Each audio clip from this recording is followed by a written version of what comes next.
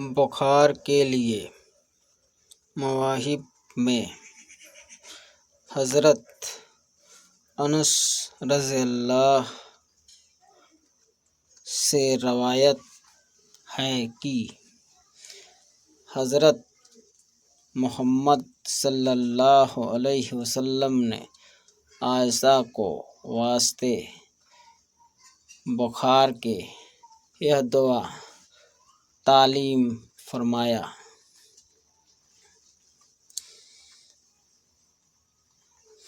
اللہم ارحم جلدی الرقیق وعظمی الدقیق من شدت الحریق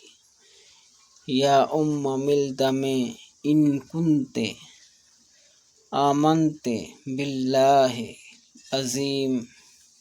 فلا تصدئر راش ولا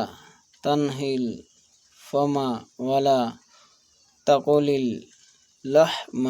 ولا تسرب الدم وتحولی انی الی من یدعو مع اللہ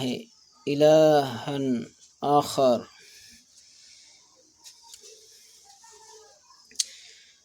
اس دعا کو 7 بار پڑھ کر